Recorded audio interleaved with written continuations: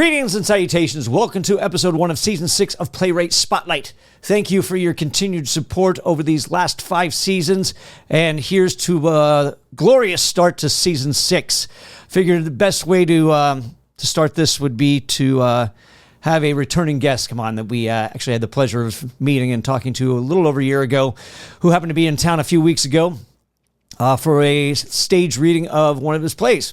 So we figured if he was going to be in town, we'd be remiss not to record an episode in person live. So, ladies and gentlemen, welcome back to Playwright Spotlight in person, Cameron Scott. Greetings and salutations. Welcome to this episode of Playwright Spotlight. Before we begin, smash that like button, subscribe to the channel, leave a comment down below, and share the show with a friend. If you're listening to us on your favorite podcast platform, be sure to leave a 5-star review and subscribe to the channel. My returning guest has had stage debuts of 3 new works since his last visit, one about 25 minutes long, one about 6, and another just 1 minute in length. He's also had 3 works nominated for several awards, winning 2 of them, the Broadway World Award for Best New Play or Musical in Delaware and the Moondance International Film Festival's Best Radio Play Award. His keystone monologue from one of his plays will be published in Smith Kraus's this year's edition of the Best Men's Stage Monologues to be released in December. And his play That Day Is Coming, Every Day Is Coming had stage readings by Wayne Paul Mattingly's Tiger's Heart Players in Bronx, New York, and the Rhode Theater Company's 17th Summer Playwrights Festival in North Hollywood, which played last night, that I was lucky enough to go check out live. Ladies and gentlemen, please welcome back in person for once, ladies and gentlemen, Cameron Scott. Wow, what an honor, James. And I'm thrilled. Online. I'm thrilled this time to be here in person. In the flesh. Wow. It happened. And we threatened. we threatened that we might be in person at some point. And here we are. What is it, a year and change? I think so, pretty much, yeah. So thank you. Thank you for making this happen and for the invite. And I had a great time last night. Thank you for taking the bet, if you recall. No, it was in the bio that you sent mentioned it, and I'm like, I'm not going to put it in the bio, but I did want to discuss exactly what it was. So remind me what that bet was. Well, I'm, a little unfairly, you made a comment and then I twisted your words, and we were talking about plays in general and what works or didn't work in general. And then I sort of spun it and said, well, that's exactly what I'm doing in one of my plays. One of these things that you said you don't like. And then I challenged you to witness the play with me. And that was for a production that was going to happen in LA in January. And it fell apart, which things do. I guess that's a topic for these conversations too. You think you have something happen, you have actors, you have it already, and it doesn't come together. But fortunately, the same play, there was another LA opportunity that came up, and it was included in the 17th edition of the Rhode Theater Company's Summer Playwrights Festival, which, if memory serves from last night's introduction, is a 10-day long festival which has 25 new works debuted on their stage, and this play was one of them.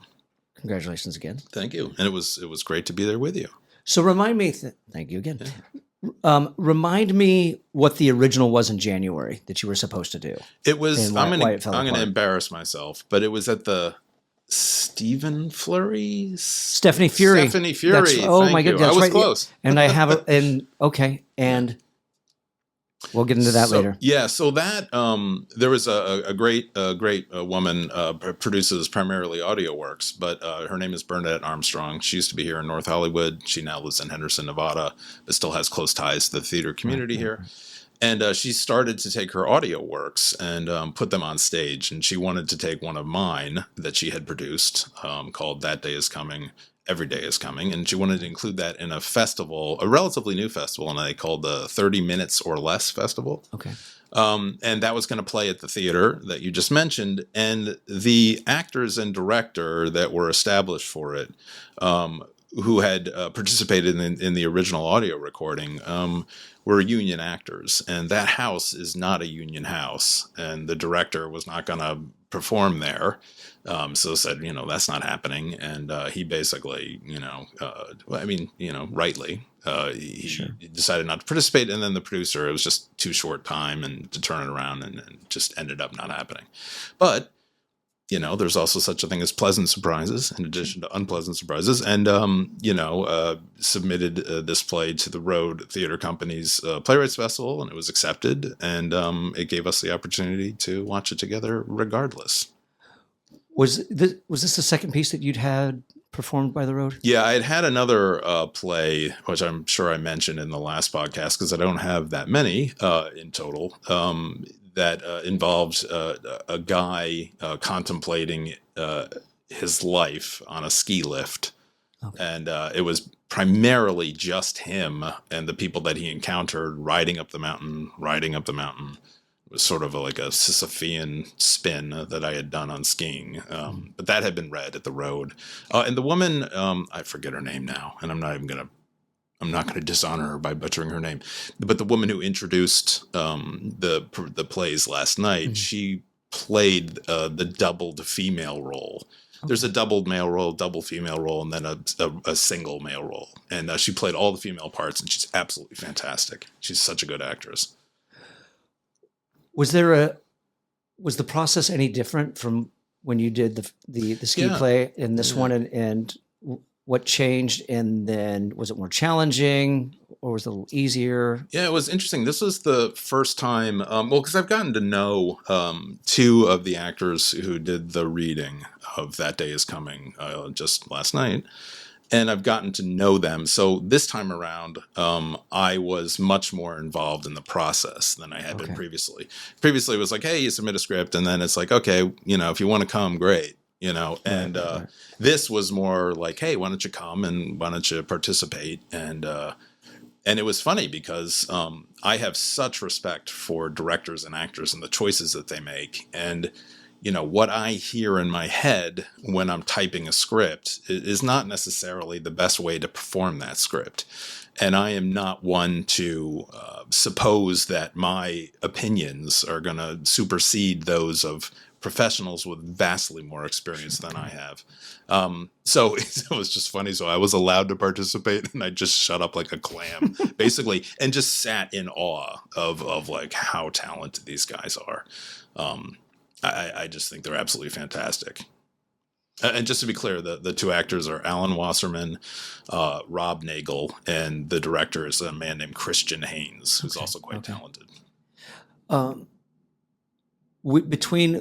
want to compare and contrast both versions. The one that was going to be here in January, correct? Yeah.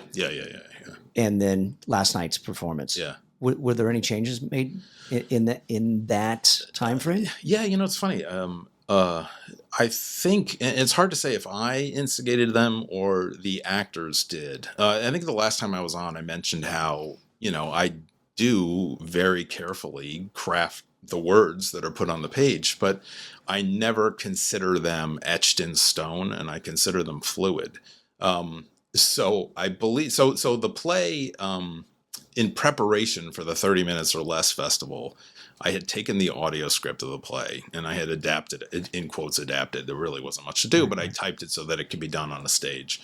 And when I did that, there were a couple lines that I remember thinking like, let me just change that line. And I never liked that one, or it never really rolled off or sounded like the next note that should be hit, and I just went ahead and changed some things. So last night and even in the rehearsal process, I was wondering if the actors had changed some of the lines, it's funny. But anyway, so the process in the first one was, it was going to be basically, I was going to submit the script and theater professionals were going to produce it and put it on stage. And I was welcome to come and attend the performance, and this time around it was quite different. But it was funny. So this, I guess the long way to answer your question is, the script did change slightly. And I'm sort of half embarrassed to say I'm not sure if, I made those changes or Alan or Rob did, or Christian did.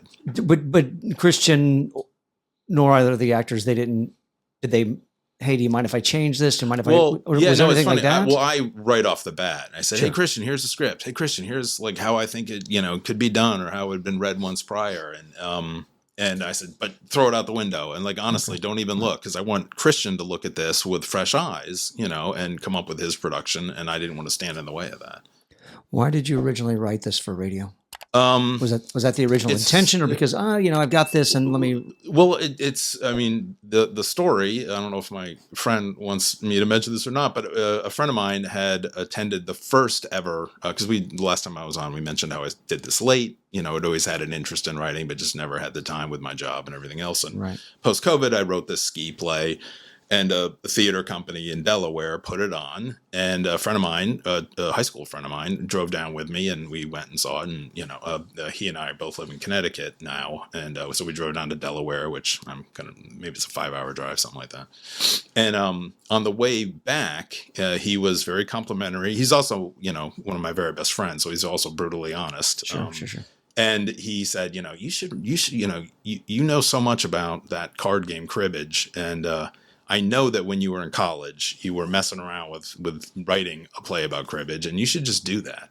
And I said, no, that's a dumb idea.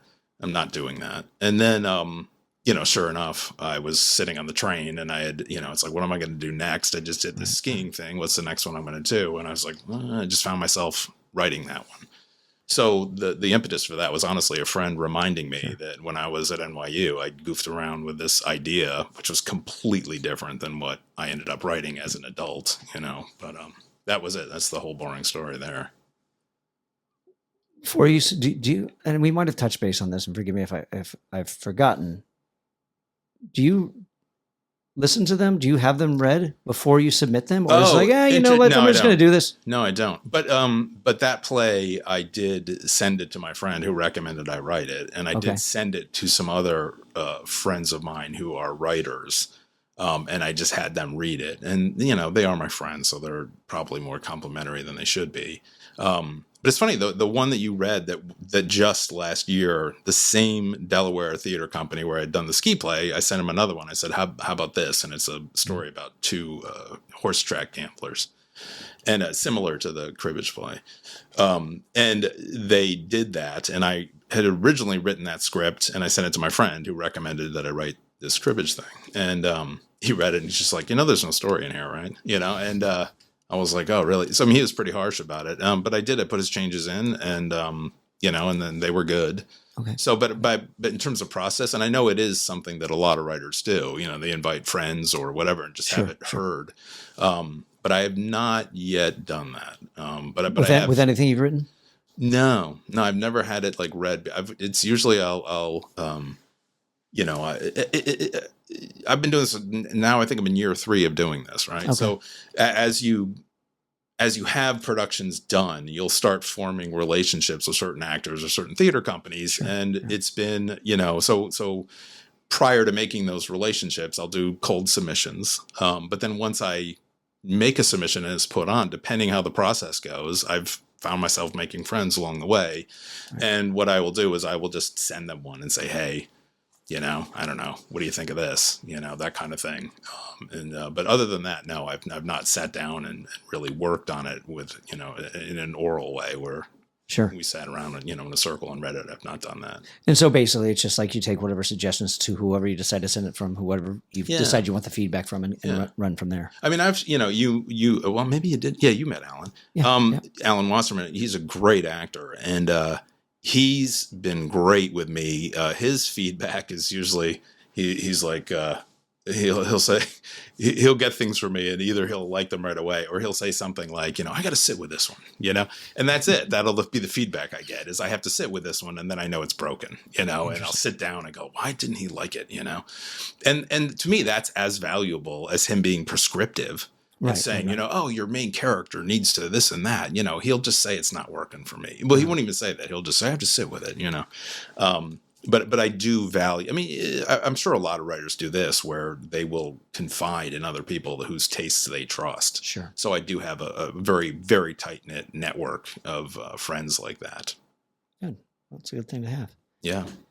You said how you write is not how it should be performed. What does that mean? I don't even realize I said that. I don't recommend but, what I would do. The voice I hear isn't necessarily. Well, if a work is good, in my opinion, it can probably be done in more than one way. Okay. You know, I mean, if it's so exacting that, or, you know, so like it has to be exact. And there are a lot of writers who do this, you know, but to me, I'm writing something that hopefully has meaning that can be, you know, interpreted by other people, and they can bring something to it. It's funny. We had a talk back at the end. I'm sorry, I'm talking so much about last night's performance, but it just happened, and we were just there. Christian, there was a quick talk back, and the moderator asked Christian, the director of the play, like, why did he care about it? And he said, I read this play, and there was this moment where the character talked about thoughts he had when he was 8 years old about time and time travel. And, you know, and he said, these are the exact thoughts that I had when I was that age. And I thought, oh my God, there's someone else like me, or like 8 to 10-year-old me.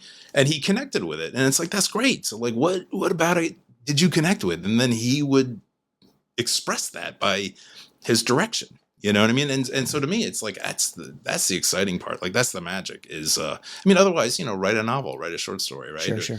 So, you know, in theater, you want, like, I want Christian's opinion. It's like, what excited him about that? And then, you know, that could result in line changes or pure adjustments to the script, like actual physical changes in the wording, or it could just be in the way in which it resonates in the piece, and the way in which the actor either emphasizes or doesn't emphasize certain parts of the play.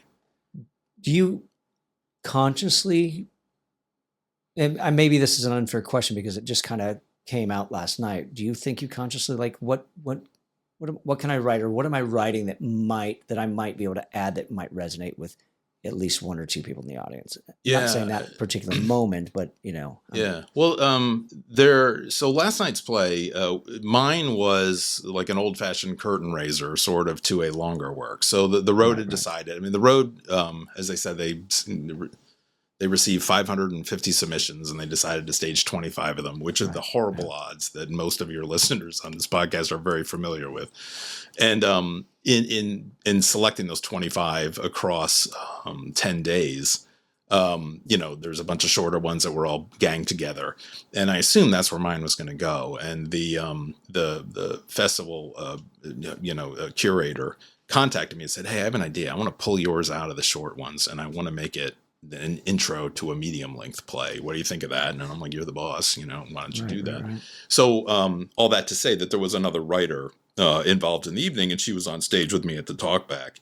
And she had commented that, oh my God, this is embarrassing. What was the question again? It was like, well, do you add things in that might, do you right, how do they resonate? Right. Do you constantly add something like, this might resonate with somebody? What can I add that might resonate with somebody? Yeah. And she had made a comment that when she's writing that she doesn't really, you know, quite know where she's going as she's, you know, and it's sort of, she allows the characters to sort of speak to her. And I don't know if I quite do that.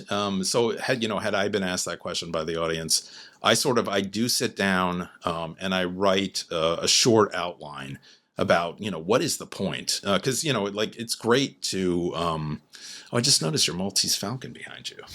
So the guy who recommended that I do the cribbage play on radio is a huge, huge Maltese Falcon fan. And he has the same statue, but he has the actual size one. Yeah, I'd like to have that. But so I think you and Steve would get along, get along well.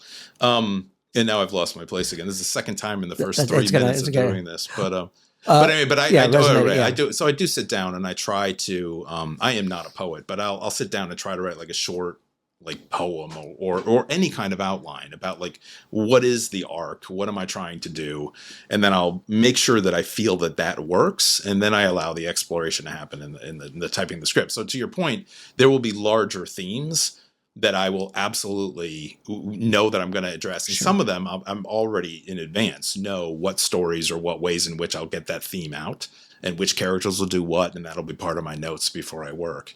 But I don't go as far to, like, draft a specific piece in and of itself and then try to fit it in later. You know? Do you when you do that arc, do you write out the beats as well? No. But I will sometimes make, it's funny. So in last night's play, the gentlemen talk about the degree to which someone would be sick with cancer, using the adjective riddled. Yeah.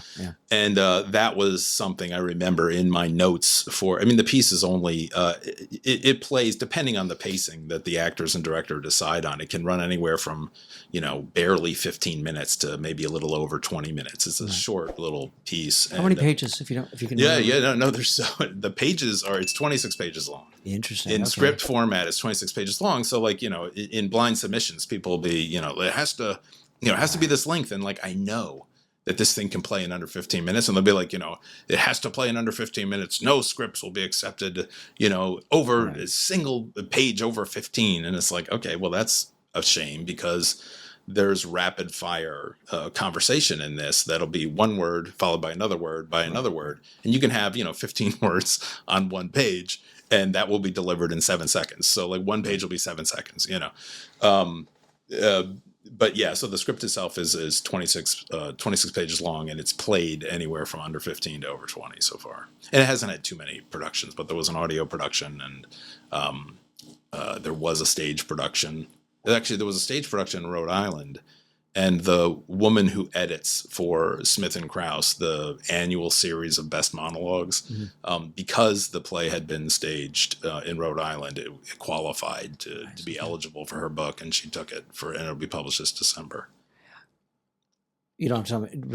You can share with which one it was, but it's funny that you say that it was from this piece, because when I was watching last night, I was like, that would be a great short monologue for actors to perform. Yeah, well, she agreed. Yeah, she agreed with you. It's funny, I also took that. So that was something, so the same trip to see this skiing play with my friend, he said, you should do this, cribbage play thing. I was like, yeah, okay. And then I told him, like, it just shared with like the notion of feeling like a vampire when you've been in a work position that has certain duties or a world in which it exists that you're very familiar with, and you go through the full cycle of what that is, and then you go through it again, and then new people come into your life, and you work with them, and you do it again and again, and you feel like you've lived like this. So I told him that whole sort of feeling about where I was in my life. I'm a 58-year-old man, and that ended up, I think, just because he and I were on a long road trip together, that monologue happened at that moment when he suggested I write the play, and I just had, as I'm doing now, I do tend to go on and on, and so I just was telling him a story, and it was basically a monologue like this is, and I ended up, just because I had recently said it, I ended up putting that in the play also. Right. Okay. But yeah, she agreed. Oh, and then I was going to say, so in New York, there's a theater company or festival called GI60, which is now I forget what it stands for, but basically I think it's Gone in 60 Seconds is what the pitch is. So the pitch is that there's 1 minute plays, which that's no such thing, but there's 1 minute moments on stage, Sure. I hesitate to call them plays, but I had taken that vampire monologue that you heard last night, and I condensed it down to 2 characters doing it in 1 minute. And that was something that I had performed in Hell's Kitchen in Manhattan just last October. So I've done a couple of different things with it since. But you're right. Yeah, it does sort of stand on its own also. Yeah, no, yeah. Definitely. So I'm going to use This Day Is Coming as an example, and we'll use the cribbage aspect. So when you're going through, and maybe it's even Monopoly. It doesn't matter what the game is. Yeah, it doesn't. So at what point do you decide, okay, I'm gonna break this rhythm to introduce something different? Was that conscious? And is that the way that cribbage works as well? Does it lean towards those moments and kind of do it naturally, or it's like, okay, this is this is where a good break would be, and where I can insert a little bit of information.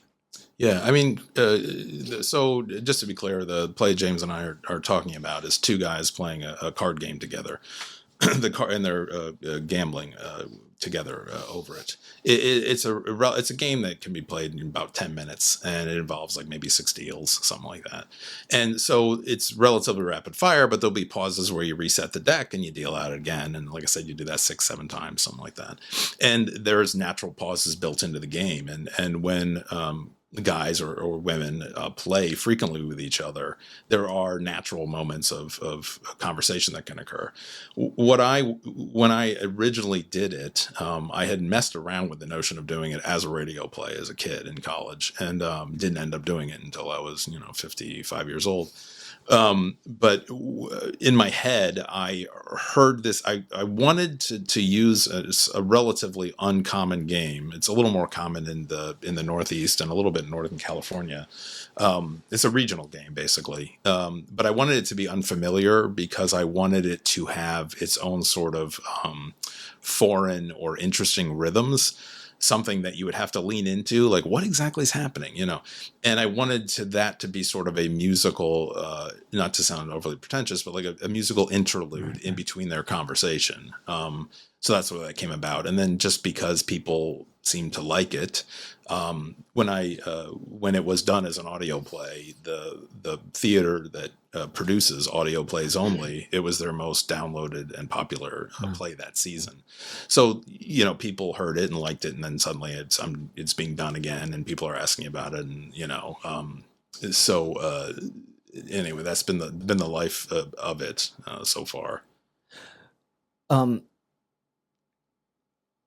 I'm sure I know the answer to this, but is cribbage a metaphor in this play? Yeah, it is. So I mean, there, in any the works of art and literature that I enjoy, there's usually more than going on that you don't need to know to enjoy the work. But yeah, cribbage is a game. It's basically a horse race of sorts where you're racing from the starting point of 0 points to the end point of 121 points, and your hands are worth various points, and there's like a betting and raising, to use a poker analogy, section of the game that also awards points based on if you trip people, pair them, that can make runs, etc. And you're basically running to the end. And this conversations that they're having in this play is about life, and that they are older men and they are sort of running to the end. So that is working at the same time. The game is working in the same way that their conversation is working. And actually, I'm going to interrupt and I'm asking you a question. No, of course, there's no interruption now. When I was first on here the first time, you had said like, "Oh, that's something I would never want to hear." Like, I don't want to hear people playing cards. Like, that's ridiculous. That's right. Yeah, you're right. And that's what I said. I go, James, it's going to be done in January in your backyard. We're going to go see it together. So it wasn't January. It was July. But I'm just curious. So, and you, I guess, have to be somewhat polite to me, but I think we've become friends in the years. So I would like you to be honest. So that was initially, so if you didn't know me and you had said, "Hey, let's go to see this curtain raiser play, two old men playing a card game you'd never heard of," you would have probably shut down and been like, "Oh, Jesus, I don't want to see that." So going into it with that frame of mind, take the gloves off. I mean, was it dramatically slow? Did it not work for you? It's certainly not slow. Okay. And the pacing is there. That's number one. Dramatically. Be honest. I can hear you. I be honest. I'm not gonna. So dramatic. Like, and I want to be honest with the listeners as well, as far as like, because it makes it sound like, oh my gosh, it was, it's not. It's the drama is there, but not in the way that you'd think. Like, oh my God, it reaches this. There's a heartwarming sense of drama to it. It's very heartwarming. It's very, it's definitely it's emotionally dramatic. That's where it lands. So yeah. But did the format of the card playing, was that annoying to you? Did that break it up in a bad way, or was that actually okay? No, that's why I ask if that, if the cribbage. And that's why I say, does the game matter? Would it have been different if it was Monopoly? Right. No. Park Place. Right. Oh gosh. Right. Yeah. Son of a. Yeah. Right. Yeah. Things like that. So there's a rhythm there. $200. Ah, God. Whatever. Yeah. So he could have. Yeah. Yeah. So I think it would have worked. Yeah. Yeah. So now, if it's a slower game, maybe. And that's, I'm not. Yeah. Chess wouldn't have worked. Yeah. Exactly. Unless it's the timer. Right. Oh, that's true. Or speed chess could have worked. Yeah. Right. But then again, it's like, do you stop in speed chess because it's counterintuitive? You know what I mean? Right, yeah. So, but I think to be fair with your question, I did say, who wants to go and hear a play? True. And so, but in a way we did, there was just a visual aspect because it is a reading and there's the actor does quote unquote shuffle the cards, even though they never leave his hand. Yeah. There's no dealing. So you are listening to a card game being played because they're, True. There's no movement of pieces. So yes, in a way you are hearing it, even though there is a visual component. But there was no second thought. Like I never you reminding me of saying that said, oh wait, I did say that. But I never like sitting down and like, oh really? They're playing, I didn't question what I was sitting down to watch. I was more, which I think you succeeded with immensely, is you drew the audience in with whether or not you're familiar with cribbage or not. I've heard of it. Now that we're talking about it, I think I actually had played it a long, long time ago. Was taught how to play and I don't remember. I just remember possibly moving pieces around. But you set up a curiosity where it's just like, okay, I'm into this. Where is this going? So it's like you're hearing these phrases and phrase is not the right word, but these moments like Nichols, right, this terminology, this terminology, and you're like, okay, I don't know what that means exactly. I don't, but I'm intrigued. Yeah. And where's this going to go? And then, okay, hey, did you hear about, so-and-so, he can't, he quit his job or whatever, things like that. Yeah. And I go, okay. And again, this is where it's been a subject of past episodes, which we may have touched on, but here you have two characters talking about characters you're never going to meet, which was kind of touched on it with the past episode that was just released about it's a two-hander. She's talking about family. He's talking about like probably co-soldiers that he's with and stuff like that. So it's just like, we're talking about usually in past episodes, we talk about show, don't tell. Mm-hmm. But again, I don't know if I questioned that because obviously it's going to go somewhere and we do talk about that. And then, you all of a sudden you've got that the script is flipped, no pun intended. So yeah. So I think that the emotional drama is there, and you draw the audience in with the intrigue of like you're starting right in the middle of the kind of in the middle of the action. Mm-hmm. Sure. Yeah. And then it's like, where's this going to go? Yeah. These two guys playing cards. And we did, because a lot of this is about submission or how do you get your work done? How does that happen? The play has a huge handicap in that, when you do see it on the page, I could see someone who's screening things for, do I want to include this in my festival, going like, looking at the first 4 or 5 pages and being done with it, Because like as we said before, I don't have stage directions. I don't say vehemently, or I don't have actor suggestions as to like how they should be delivering the lines. I just have the character name, which in this case in the script is just letters A and B. And this is the second time you've used the A and B concept, right? I've used it a lot. Okay. I get lazy that way, yeah. But I just have like A, B, and it's just delivered, and there's no like how it's the line's delivered. The line's just there. And if a reader for a festival is looking at that script, it's asking a lot of them. So I'm actually kind of flattered and surprised it's been done as much as it has. Well, here's the thing. There's a testament to your work and your writing, because to me, things kind of clicked last night afterwards, because it was just like, this is a great lesson on how to write about nothing. And then now I'm going to add something important. Mm-hmm. And I'm not saying that everything with the cribbage game or anything like that is nothing. It's just like, I understand. It's like, oh, it's kind of a lesson. Like, that's how you do it. Yeah. You know what I mean? Yeah. Well, so again, this is the second time I'll border on pretension. I am not a poet, nor am I a musician, but I do imagine that the way in which I'm composing the words Sure. is similar. I mean, I want certain notes hit. I want certain pitch or intensity. I want quiet. I want a drum roll. I want, I sort of hear it. And also, I've said this before. I mean, there are some plays where just, you say a sentence and that's great. And it progresses the story forward and the other character says a sentence and then another character says a sentence. But I find it more interesting if the sentences work together in the way in which they sound. And I do very consciously try to hear the length of words, the sound of words, where is the intensity here? How is this all coming together? And, is this a quiet section? Is this a loud section? And rather than just blatantly utter the sentence, is there a roundabout way that the character wants to say this? Sure. Is there an unusual way that might tickle the ear, etc.?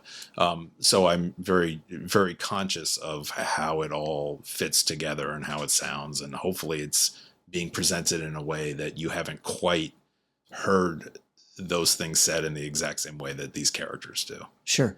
And so you said you don't, and if you do, it's probably very minimal as far as stage directions go, right? Yeah, I mean, it depends. I mean,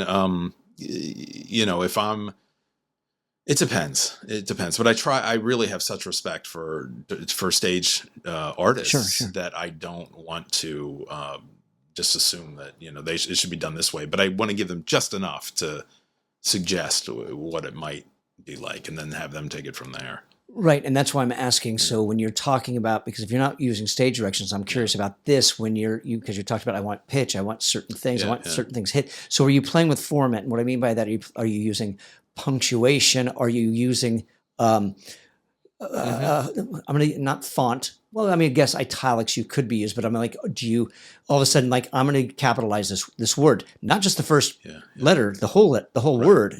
Are you using I do that are using that for stage directions in a way? Yeah, I do. So I've noticed, so we've not really talked about this, and it was probably the first thing that you found interesting about me in general is that I do, as a profession, market and sell plays, basically. Which one I want to get into this time, since we didn't get into the first. The other thing I should tell your listeners is James honestly does not only does he not rehearse these podcasts, nor does he edit them. He won't even say what we're going to talk about. James is like, you know how this goes. We'll turn on the mics and we'll see what happens. So absolutely, yeah. I did not know that was going to happen. But there's a play that I had read called Primary Trust. And it was done in Manhattan in an off-Broadway theater. It went on to win the Pulitzer Prize later. Ebony Booth is the writer. She's a fantastic writer. She, in that script, and I've noticed it in other current contemporary scripts, she was incredibly prescriptive. She had symbols in her dialogue that would indicate how long the beats would be. It's like, if I have 3 dots, it means this. If I have 2 dots, it means this. If I do 4 dashes, it should be this long, And she's probably scoring her stuff in the way in which I'm describing. I don't like doing that. I like mine to be a little more, as you said, I will use all caps. So my daughter was present at the reading last night. My daughter is 22.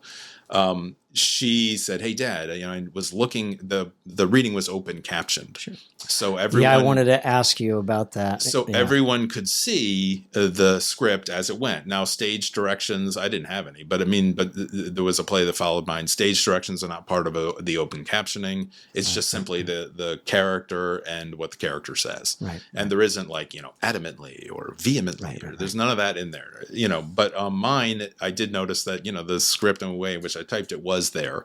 So they had removed italics, but like all caps were present, and I did do some initial capping. And by that I mean, so my daughter said, like, "Dad, how come you had like every word in the sentence capitalized in certain moments?" And that is a notation of mine where I was like, well, it's like a book title. I want it to be read as if it's a title of something or representative of something larger. So there was a line that in Alan's monologue where he says he's talking about a vampire and how a vampire might feel as he ages. And toward the end of the monologue, he says he's been damned to hell. And I had initial capped that sentence. And she's like, why do you do that? And I'm like, well, I want that moment to have the feeling of a title or something representative of something bigger, you know? So I do little things like that. I'll do italics, which some actors will say, like, how dare you use italics? You know what I mean? Wow, Like, I've never do heard not, that one. yeah, like, do not tell me where to emphasize the line. I'm the actor. I'll figure out where it works. Right. But I do that. That offense I will incur. Sure. And I do use italics. I do use all caps. I do use initial caps. I do use ellipses. I use, long dashes. I use M dashes and for ways to sort of hyphenate and suggest what the staccato nature of a certain line might be, or a fluid nature, or a drifting nature with ellipses, etc. So I will use some of that. Okay. Since we brought it up and we can continue on that, what was the purpose, if you know offhand, what was the purpose of the open captioning? Well, it's for accessibility. So I thought so. You want as many people to enjoy theater as possible, right. And reading may not be the best situation, but I was oh my gosh, what was it called? I was in London. My wife was sick, couldn't attend the play with me. I went by myself. It was open captioned at the National Theater. I forget. It's like something with Sky in it. I was so embarrassed. It wasn't a show I was working on, so I don't have to be that embarrassed. But they were, that production was open captioned, and it was great because if I were a deaf person, there were so many visuals to take in, which last night's reading had almost zero. But I could take in the whole play, and I could read along and watch it. And if I were hearing impaired in any way, it's just like a fantastic shortcut and really great. So I love that theater, offers opportunities for, visually impaired people to come and enjoy theater, and hearing impaired, and, that's all that was. No. And again, you were kind enough to come by the center, so you understand that yes, I have that appreciation. You certainly do. For working with folks with disabilities. And I think the reason why, because, and I'm not making a comparison by any means, I did see a production of La Boheme with subtitles, only because it's in a foreign language, so they gave you the English subtitles. Yeah. So God bless them for that. So I can appreciate the subtitle aspect and the open caption. I think what it is like, I think it was the fact that it was audience left, and I found myself. It should have been both. Yeah. Not even that. It's like, even if it was like up center, to where I can at least look above the heads and read everything, opposed to like, look, there's something shiny. You know what I mean? Like I found it somewhat distracting, not to discredit the purpose behind it. Mm-hmm. And so I wanted your opinion in that. Not accessibility aside, did you find it distracting? No, I'm like I said, I'm used to it, and I think it's perfectly fine. Sure. But I think I agree with you that there can be ways where it's a little too heavy-handed, and some productions won't have every single performance open captioned. Sure. They'll have select ones, and they'll have performances signed, which is fantastic. Absolutely. To have have an actual person signing on stage with the action too is great. So anyway, I'm all for all of that. No, 100%. I mean, like, there was nothing. I was. I'm not suggesting you're not either. But, no. But I didn't ask that it be open caption. Sure. No, I was just curious if I assumed that was the purpose, but I wanted to double check just in case. I mean, there was nothing better than going to a summer concert at the beach in Santa Cruz and watching rock and roll be performed, but yet there's a sign language interpreter, over to the side, rocking out and signing the exact song. I love that. Yeah, it's awesome. Before we get into the marketing aspect, we touched on this when I started recording, but before the episode started, that your daughter asked a question last night. So let's talk about the question. But then you said that I don't know if it was berated that you used, but belittled. Yeah. Yes, so I want to hear. My daughter may be 22 and I may be 58, but there's no handicapping there.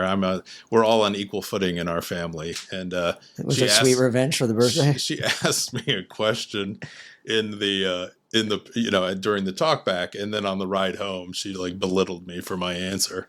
But that might be the long and short of that one. But was she not satisfied with it? No, she just I'm her dad, and I think she likes to keep me grounded. And there maybe have been something about seeing her father on a stage or going to an evening of her father's work that she just needed to reinforce that I'm just her dad at the end of the day. And, don't get too, don't knock me off I wasn't, not that I was on a high horse by any man, but I think she just likes to poke.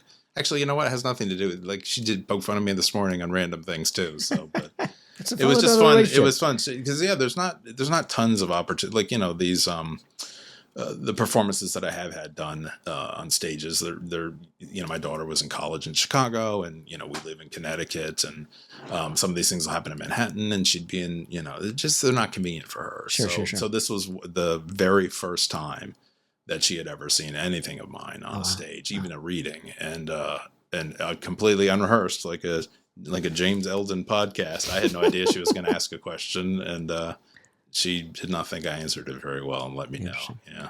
Yeah, I was kind of not taken aback, and I was like, leaned over, and went, good for her. Yeah. I think in the short time that you met her, you probably get the sense that we're a pretty honest family with each other and keep each other in check. Yeah, it's a wonderful dynamic. Since we brought it up as well, can we talk about marketing and sure, and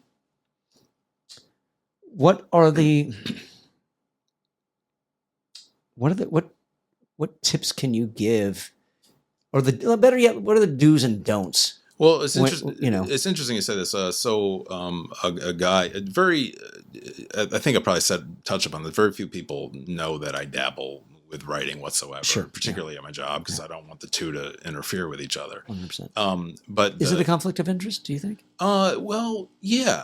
Well, I mean, I don't. I work with. I won't name names, but you've heard many of them. Yeah. I work with hardcore, legit producers, and if and I have very good friendships with them, and if I'm like the guy sitting there that like, oh, I have something you could produce, right, sure, that's the worst, who, like, no. So I'm it's funny because my very first boss when I was 22 years old coming out of college was at last night's performance. Right. He ended up becoming a lifelong friend of mine, and he's always asking me, he's like, doesn't so-and-so know you have this, like, that this is happening this weekend? Doesn't so-and-so know that? And I'd be like, I would never tell him that, Sure. So it's just my choice that I don't want anyone to feel that I would ever want any of my work produced in a larger way or take advantage of a relationship that I have, which, to me, I enjoy the clients that I work with as people, and it's like a pure relationship, and I don't want it to be compromised. Sure. Yeah. I don't want to be like a guy like keeping secrets either, but at the same time, like, I have no interest in anyone producing any of my stuff, so. Yeah. So, look, sorry, I didn't mean to. No. Throw in a question that went on a tangent, but okay. So the what I was going to say, right? So a writer friend of mine said, he goes, I think one of the reasons that you get so last night's performance, the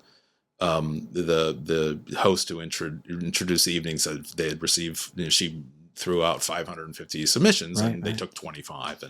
And the most, so last March, I had a very short piece open up a festival, and that one had capped their submissions at 500, and I know that they took 6.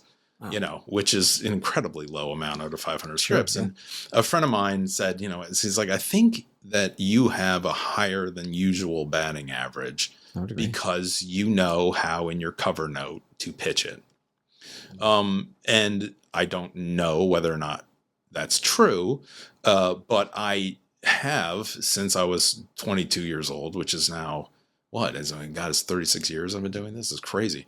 I have a sense of how, to whom a play might appeal, and how and why, and that goes outside of a big actor, but like, what is it about this play that might make someone want to go see it, or have them leave the theater with a positive experience and spreading positive word of mouth. So the person who suggested this may be right, that, when you have a piece and you're done, you should understand its place in the pantheon of opportunity that it represents, right? So if you write a two-hander about two old guys playing a card game that you said has an emotional arc to it, but not much of a plot, well, who wants to do that one? And like I said, there's all kinds of rules that are broken, like on paper with that play. And it turns out that one's been done more than anything else I've ever done. Not that I have tons of things. But I think it's just knowing like, well, that's not a good fit, or this one doesn't look right, or, so I do think that writers should be very honest with themselves about like, hey, like when you submit something, someone producing the work, there's a lot of work that goes into it. There are so many man hours. A director's going to have to look at it and see what he can do with it. An actor or actors. I mean, if you have 6 actors, you have all those 6 people that man hours of going in, rehearsal and everything else. There's a huge expenditure of effort that goes into it, and that should not be taken lightly. So it's not like, hey, put my play on at any expense because I want it done. You know what I mean? It's like, well, that's selfish, I mean, you should think about, does this fit the theater that you're sending it to? Right. And do some research, if you're not confident.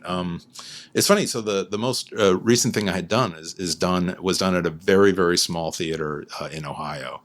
And they are known for like taking risks and doing slightly like off kilter stuff. So I'm like, hey, sign me up, So I wrote a short piece, with sort of half with them in mind, and I was just like, oh, this might be like, if someone is taking chances and enjoys language and, stories that are off kilter, and I sent it in and like literally was the first place I sent it to, and immediately they said, this is great. We want to, launch our festival with it.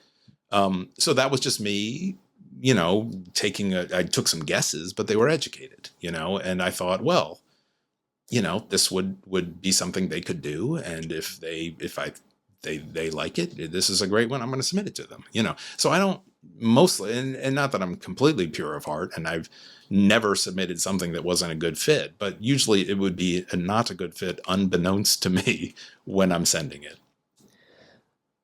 So, I'd like to think that goes without saying, is like, know what you're submitting for, know if your piece is, and I think we've had the conversation in the past, like, with Play Noir and how many non-noir plays. I'm like, yeah, that's egregious, to do that. Yeah. And I have a tendency to read every single piece I get from beginning to end. Which we've had a conversation about, which just so your listeners know, I have suggested to James that he should not read an entire piece that's submitted to him. I know I have, and James has, and I will use, I don't know why I've said vehemently so many times today, but James had vehemently, more than once, said to me, under no circumstance am I not going to read the thing in its entirety, because, and James is sort of doing a flip of what I just said, because this writer spent so much time putting this together that I am not going to dismissively take something that may have taken this person weeks to put together and just look at it and give it 3 pages and throw it in the corner. Like, I will not do that. And to which I said to him, you're insane.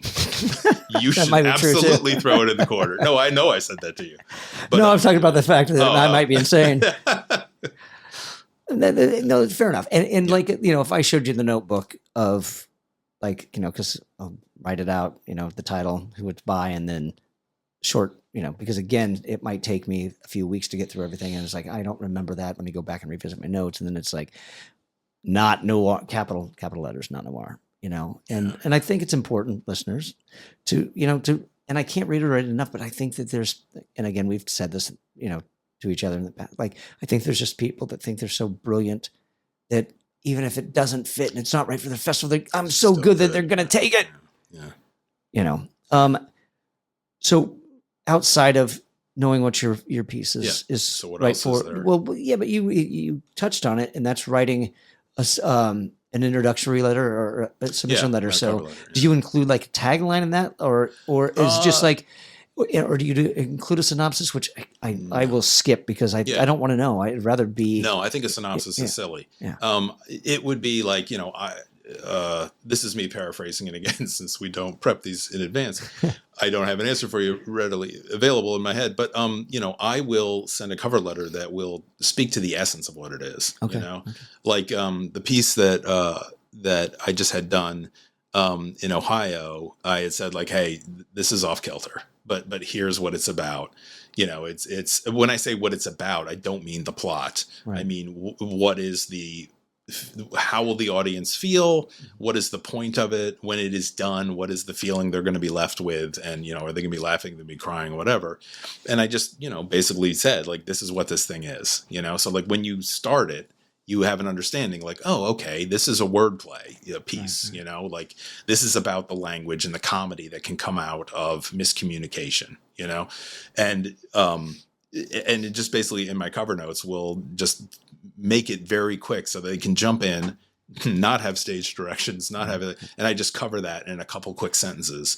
I mean, your cover notes, you should try to, treat them as seriously as you treat your plays. You don't want to waste a reader's time, and you just want to tell them flat out, like, here's what it is. And, when you do get rejections, I mean, you'll hear like people say like, and you're probably the same way. There are a lot of excellent things that you've not done. And it's like, there's this piece is great, but it doesn't fit the evening. Right. It's too long. It's going down a path that I can't have 3 comedy noirs in a row. It's just not going to work. And there were 2 others, unfortunately. I'm not quoting. I'm just suggesting that this probably happened to you. Or it's like, I have one with, 3 detectives who wear fedoras in a row and trench coats. Like, no, I can't have 3 of those. I'm going to bore the crap out of my audience, So it doesn't mean that those 2 that were like that you rejected were bad. They weren't. But you just went with another one with the flow of an evening and da-da-da. So when listeners do submit something that they've slaved over and they get a rejection, even if it's a Dear Playwright rejection, it doesn't mean that your play is no good. It doesn't even mean that it's mediocre. Just sometimes it doesn't fit the evening, and that's okay. I mean, you have to think of the audience, like you have this play. If it's not what the audience is expecting or not what they're going into that theater for, that's torture to them, and that's not fair to them. Like, you have to appreciate your audience, Yeah. And I have a tagging system when I do it as well, that I'll flag it. Red flag is it's not going to happen.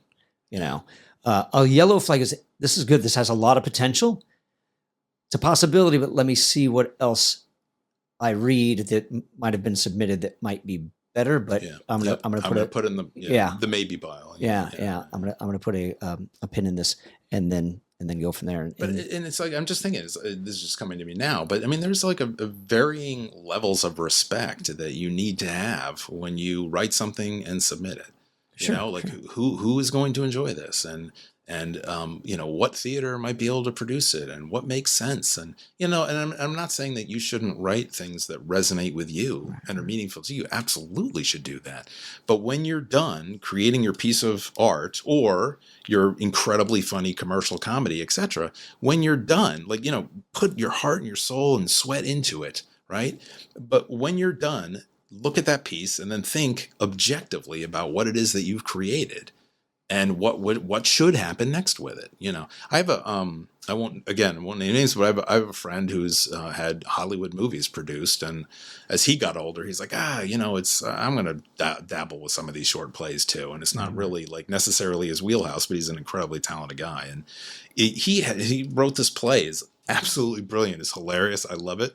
And I said to him, I'm like, I'm literally right now going to bet you that in the next 12 months, this will be produced by somebody because it's so freaking good. There's just no way it's not going to get done. And I want to say I won that bet. I want to say it was like 11 months and like 15 days in, but the level of rejections that he would get, because he's more diligent than I in terms of submitting. And like, he was like every day getting this thing rejected. And, I guess I don't want to go into the reasons why, but there were like politically charged reasons why. Where I think people are just like, nope, I can't offend my audience this way, or I don't want to challenge my audience with this kind of work. I'm going to challenge them with something else, or I don't want to challenge them. I'm the Ha Ha Club, or I'm a comedy thing. So like, his piece is very funny, by the way, but again, it's just an example. Like I said, he's been paid sizable amounts of money to write and have things produced on screen. And he's very talented. And he got so many rejections for this brilliant little play. So I think it runs like 28, 35 minutes, somewhere in that zone. And just a really great thing. A really, really great work. And I just could not believe how many rejections he racked up. It just mind-boggling, because you're like, how can something this good be rejected by so many places? But that's just a fact of life. It's like, if these theaters are willing to read or accept 500 things and they only have 5 or 6 slots, then that's the nature of the beast. Right. Yeah. Dude, what about this? When you write yours, when you write your cover letters, Yeah. How do you not title? What's your introductory? It depends. Dear. You know. Oh, well, I try to do the names of the person. If I know, Okay, sure. so and if I will try to determine who is either the artistic director or the festival committee, and I would, ideally want to know who's on the festival committee, and be able to personally address it. Sure, Obviously don't want to incorrectly do it. So then, sometimes I'll just skip a dear anything. Sometimes just say, hey, enclosed, please find, and I'll just skip it. But if I can personalize it or put it in, I will do that. I mean, because that just makes sense. Sure. Yeah. Okay, so that's a good recommendation. Yeah. No, absolutely.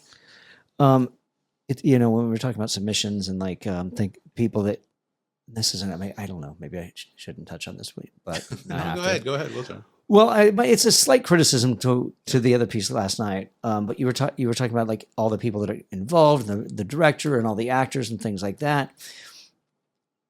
And I think that it's one of the only criticism I had about last night. I think the pairing was great. I think they were thematically great, and they went along with each other. And the 2 lines that I think we might have touched on it last night was like, it's going to be okay. Oh yeah. Both of them had that. I don't know if you realize that. What do you mean both of them had? Both plays had. It's going to be okay. Yeah. No, we did talk about that. Okay. I have another story about that actually, which I'll get into. But the only criticism I had about that other play was very, very sweet. But what were maybe 5 minutes to the end, 10, and now you've just introduced another character out of nowhere. Oh right. Yeah. And I'm like, that was a rule break, Yeah, and I'm like, and it's a symbolic character,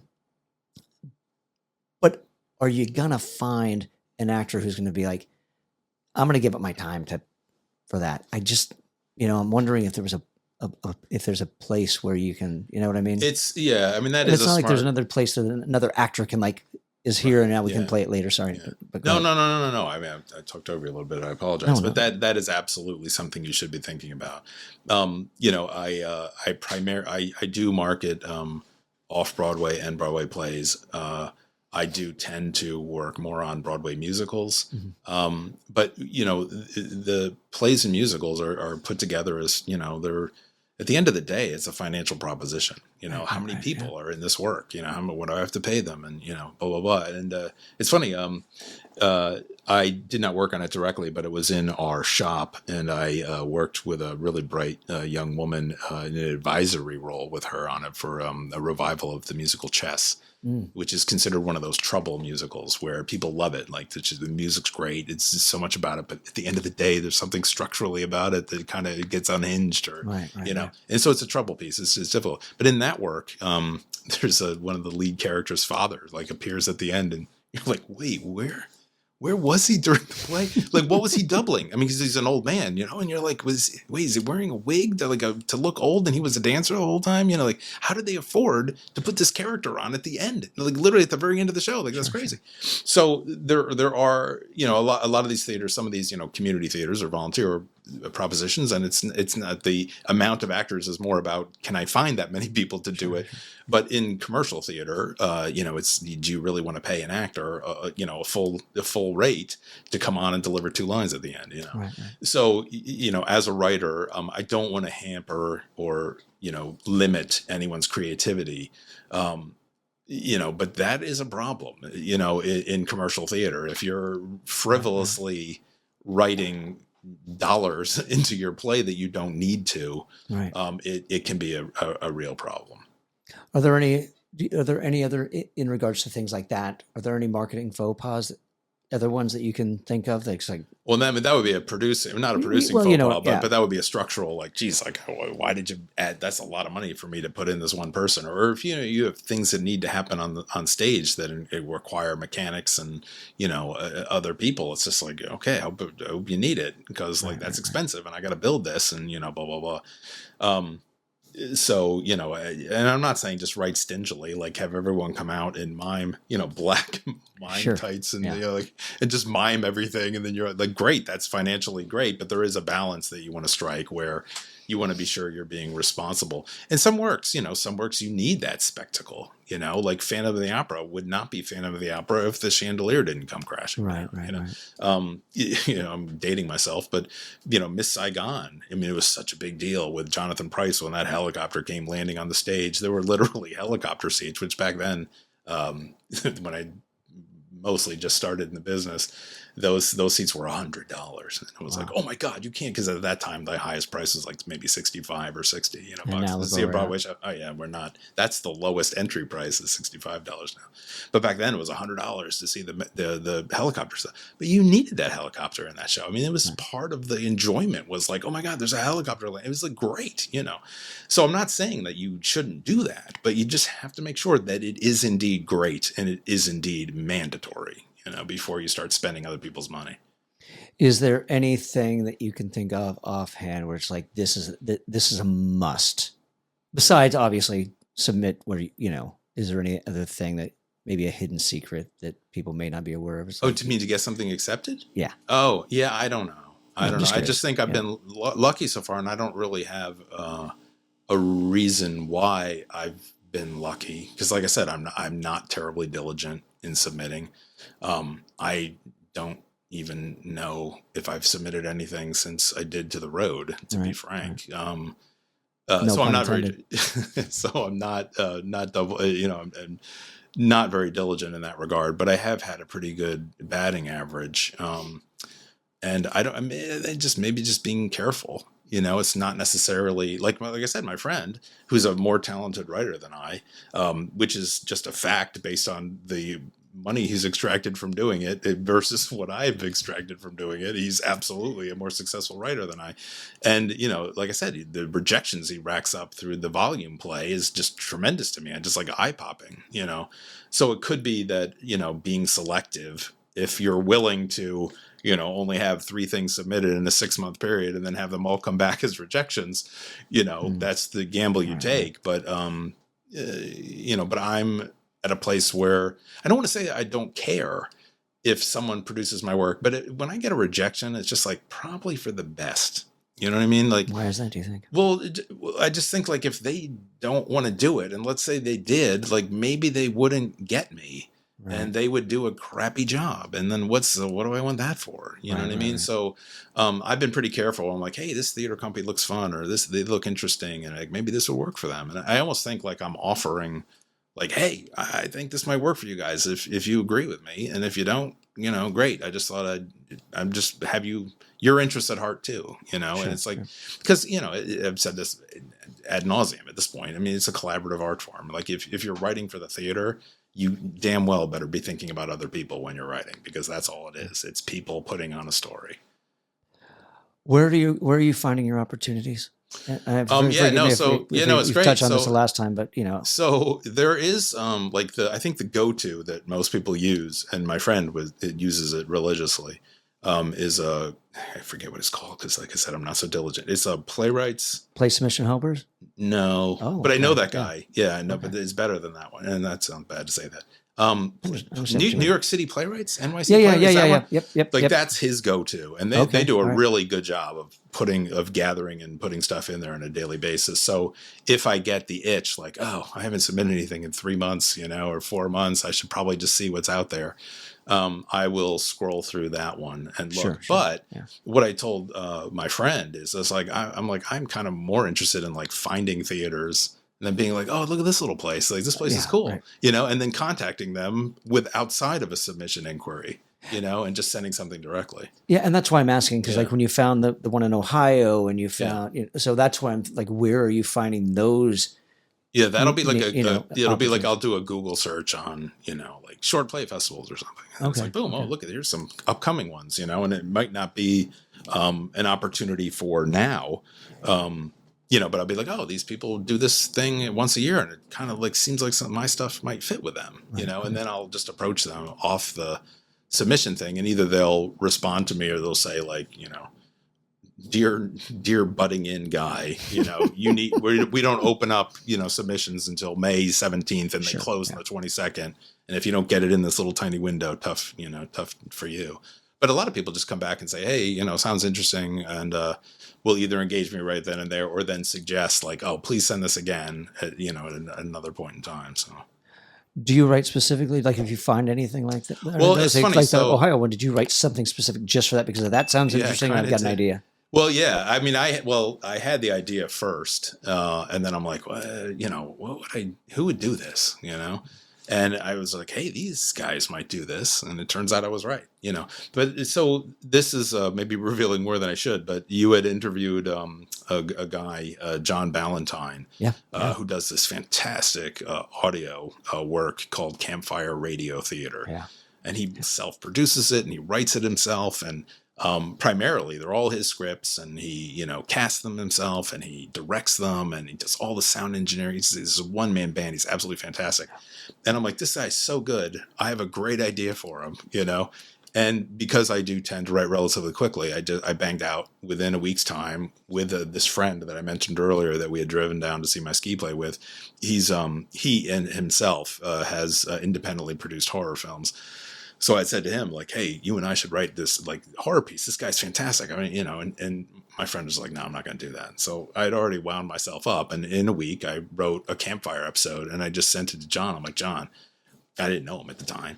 We've become friends. I would like to believe since. But I'm like, John, I think this is like right up your alley. Like, I love this idea and this and that. And he came back and he's like, I don't do other people's work, but I love this. Oh. You know, he's like, I love this. And can you wait a year? And I'm like, a year? You know, and that's me being selfish. But he's like, yeah, I got like 3 scripts of my own that I'm going to be doing between then. But it's like, I'll plug in next summer. And I had also submitted it to Sleep No More podcast. Is that so? I thought their stuff was okay. And I shouldn't even say that because they're like they're like the number one like horror podcast. But so let me just say, I liked something about John just really turned me on. I just thought he was great, you know. And so I had submitted it to No Sleep. So I quickly just said, hey, No Sleep, you know, like I might be yanking this. And they're like, yeah, we don't care. I'm like, okay, then it's yanked, you know. So I pulled it out from them and I contacted John. I'm like, John, I took it away from them. And I think you'd be great. And I just thought it was a good fit. I guess I'm glad you asked that because that is really a great summation of what I'm sort of about in my submissions. Is I just thought this guy was great, thought he was super talented, and I'm like, I think we could work together, you know. And it turns out that we could. Anyway, yeah. So. And then remind me, because when you said. And now I feel bad because like people are going to start submitting to John. They'd be like, "What have you done?" You know, because he doesn't do other people's work, you know. But I, you know, put my foot in the door. But I had an idea. I listened to his shows. I knew what he did, and I'm like, I know that this fits, and I was right, you know. But it wasn't me just saying like, "Hey, you should do my play because I want my plays done by everybody." Right. And before you said Sleep No More, did you? Remind me, have you submitted to Jonathan Cook's Gathered by the Ghostlight? Oh, I just did. Yeah, I literally just did. So I don't, it's a really weird piece. I'm like, I can't see anybody doing this. And then actually I did look, he had a recording. It was the other reason I think we mentioned him, you and I, is because at John Ballantyne's suggestion, I had submitted the play that we had done together to what the hell is it called? New Jersey Web Festival. Okay. And in that, Jonathan Cook had a submission that was nominated in like the same category that mine was, I think, or similarly. So that got me thinking about him. So I'm like, oh, let me look this guy up. And I had no idea. I've never mentioned this to anybody, including Jonathan. But so I looked on his website and I'm like, I don't know if he's going to do this or not. But it's a really strange piece. But I did submit it to him, and it took me no time to do it. So I haven't heard from them. I haven't heard anything. And if I get a dear play right back, that's great. You know, then it means like we're not a good fit. You know, fair enough. Yeah. Yeah. And that's it. That's the only So the piece that I sent to him, I've sent to nobody else. Interesting. Literally nobody else, because again, I want to make sure that these things make sense. Right. Yeah. What are you working on right now? Well, funny that you should ask. It's the wrong format for this podcast, but I've started working on a novel, which I had mentioned to you, the first piece of writing that I sold was when I was in college, and it was short fiction. I sold a short story, which is prose. So I haven't really written I've ended up, so, when I sold that piece of short fiction, I forged a relationship sort of with, even when I was 19 years old, with the editor. And she ended up buying 2 more stories of mine. Nice. And then some nonfiction too, that she bought from me. But that was maybe over a period of like 4 or 5 years. And I was, work was getting too manic and crazy, and I just stopped writing altogether until, post COVID. But anyway, so prose is something that's also appealed to me. Not quite the same way because drama is basically, selling drama has become my lifelong professional passion. Sure. Yeah. So I definitely have an allegiance to drama first, but there's something about like, getting older, and I should probably try, so I'm sure in a year from now, we'll talk and I'll have abandoned it, but I'm only like 13,000 words into a novel. Oh, just 13,000. Well, no, it's not. I mean, no, well, sure, but it's just probably gonna be 100 and something at least. Right, so right, like right. I'm probably at best a tenth of the way through. But so and then talk about like no audience for that. Like I am writing a novel that I can only imagine myself reading it at this point. So like a publisher, like I don't even. So right now I'm kind of doing it, and it's so labor intensive and so much slower than writing scripts that I'm probably just wasting more precious time that I have remaining on this novel pursuit. But I'm enjoying it so far. It's fun. So has this taken the place of writing plays on the It has. And a couple things crop up. Like just yesterday, it was suggested to me that maybe I could write a script about something, which is a great idea. And so now I'm trying to juggle, what I should be concentrating. Am I? No, it's the air conditioner, because otherwise it's a sauna in here. Great, got it. Yeah. So I'm just, trying to juggle my time and what I have. And I really do want to give this novel a fair shake, even though I don't see it having an audience, really. But I'm having fun doing it, Good. Yeah. Where can people find your work? They can't. That still remains true. I mean, they can, like, some people have approached me through like friends, or they knew, through the theater organizations that I've begun working with. I've begun meeting people. You met, I just met Christian, new director, yesterday. You met him. Nice guy. He's in a show. You're going to go see his show. So like, I have those kinds of friendships that have been forming, but other than that, I basically approach others rather than have them approach me. I don't have a website. I don't have social for my pseudonym. And no new play exchange page. No. I mean, I do flirt with it. Like I'm like, I really should do that, and I don't. And then finally, are you on the socials? Yeah, well, I sort of answered that. No, Yeah. I do have an account for work. For work, I have an account that like all I do is I look like a theater nerd from like, the middle of the country. I look like I'm like 15 and all I do is consume theater. And, so I do have an account that like, I just get fed theater news, theater ads, theater. But that's sure. It's not an actual social account. It's just for work. Fair enough. All right.